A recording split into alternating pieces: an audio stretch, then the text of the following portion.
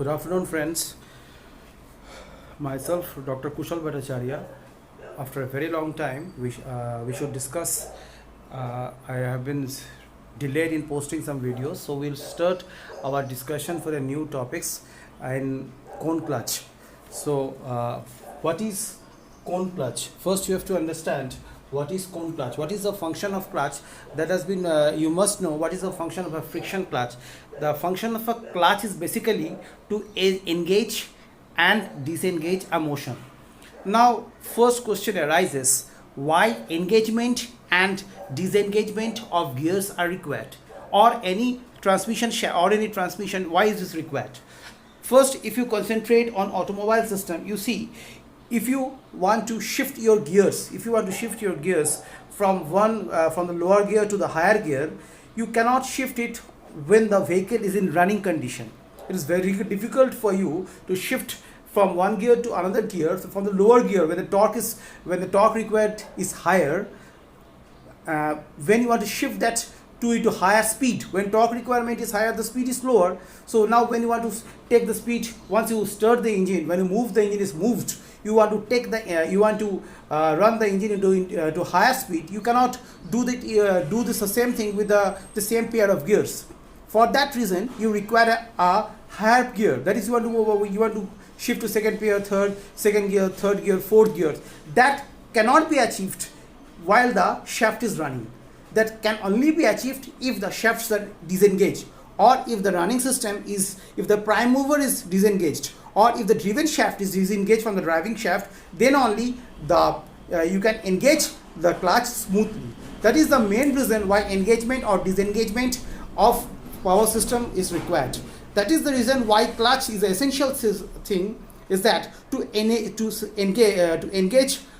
system. That means if you see IC engine, if you study on the automobile systems, if you see an IC engine, so by the help of the IC engine, a flywheel is there. A flywheel is running. From the flywheel, it is connected to the gearbox, and from the gearbox, it is transmitted to the propeller shaft or to the driving wheel. Now the main thing is that when you are connected to the gearbox, what is required, that to change the gears, as I have discussed previously, you require some amount of mechanism to stop the driving shaft with the driven shaft.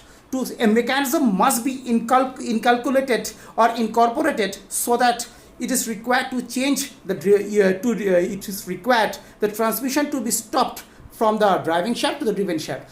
That purpose has been served by the clutch. Now, now you see, while we are going to discuss on the clutch system, there are single plate friction clutch, which we have discussed previously. Now we are going to discuss cone clutch, single plate friction cone clutch. Now the cone clutch, why we require cone clutch? We require cone clutch because the first thing is the cone clutch, we get a wedge action.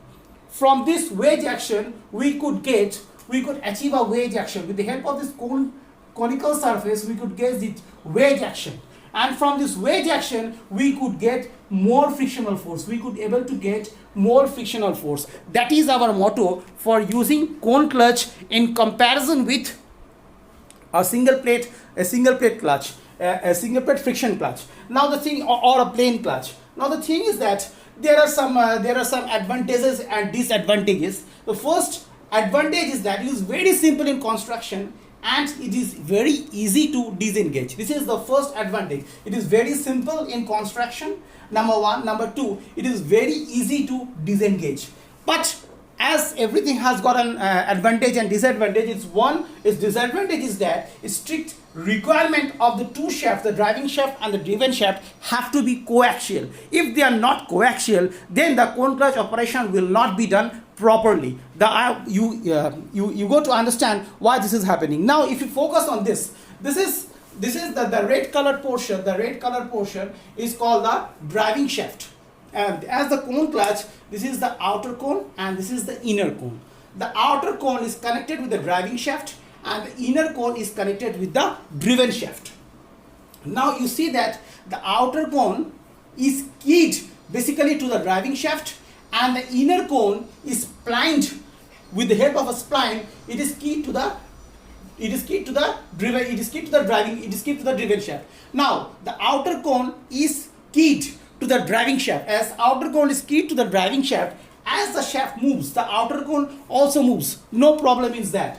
But the inner cone is splined to the driven shaft. Why this is splined? So that it can get an axial movement. It can get an easy axial movement in both direction on the driven shaft. That is the reason cone clutch, the inner cone is splined to the driven shaft. That is so that to get an axial movement, there is an axial. This in this direction, if in this direction as I shown, it could get a movement in this direction. Now you see that when a clutch is in engaged condition, what happens? Basically, when the clutch is engaged condition, if you show like this, power moves from this prime mover driving shaft with the help of this. With the help of a key, power moves as the outer cone is keyed to the driving shaft. Power moves from the driving shaft with the help of the key. The outer cone power comes up to here. Now over here a frictional lining is there. With the help of frictional lining, now as suppose when it is required to engage, we give a push to it. We give a push in this direction. We give an axial force in this direction. With the help of this axial force, this outer cone moves towards. The outer cone moves inwards and gets connected with the inner cone. You give a push axial force to the inner cone, and the inner cone moves inwards and get connected with the outer cone of the clutch. Now as the inner cone gets connected with the outer cone of the clutch, a friction lining is there. So power now moves from this inner cone, from this outer cone. Now we stopped. Power comes from the driving shaft. With the driving shaft is keyed to the outer shaft. The power comes to the driving shaft, and as the outer cone is keyed to the outer cone is keyed with the help of a key. As the outer cone of the clutch is keyed to the driving shaft, power moves with the help of this key to the driving shaft. Now from the outer to the outer cone. As the outer cone is keyed to the driving shaft, the power moves to the outer cone. Now from this outer cone, with the help of this friction lining, what happened? Power moves to the inner cone, and from the inner cone, with the help of the splines, the power moves to the driven shaft. With the inner cone, with the help of the splines, the power moves to the driven shaft. Now what happens? You basically can give a force to it so that it moves, and the help of the springs. And the springs gives this axial force so that it remains in contact with it. The spring gives the required force so that basically what is happening, you are giving a force, axial force. What we should be doing now, we should try to model a mathematical model so that we could calculate the amount of force required to engage the inner cone with the outer cone, and amount of torque required to maintain so that the power could be transferred smoothly from the driving shaft to the driven shaft through the outer cone of the clutch with the help of friction lining to the inner cone of the clutch. So for that reason, we should go for modeling. We should take an elemental stripe of very small area, as you see, we take an elemental stripe of very small area del A. Now this elemental stripe of very small area del A is taken, you could see, and from here this is the angle alpha. So if you want to calculate the elemental stripe del A, the area of the del A, you should basically do 2 pi r. 2 pi r is the circumference, multiply by the length or the height, which is given by the hypotenuse, this is basically the area which we want to calculate. This is for a very small area. So this hypotenuse is basically resembled by dr by sine alpha. So we calculate del A is equals to 2 pi r del r by sine alpha. Okay, now we calculate normal force. So normal force is calculated by, now once you calculate the area, when we multiply the force for the elemental area with the element, because now what is the how we should calculate the normal force. Now you see, this is the uniform pressure distribution which is given over here. This is the uniform pressure distribution. Now when you multiply this pressure P with this area of the cone, what for this elemental strip, you could get the elemental force. So normal, elemental normal force, this should be elemental normal force. This should be not the total, this is the elemental normal force. So elemental normal force is given by P into del A.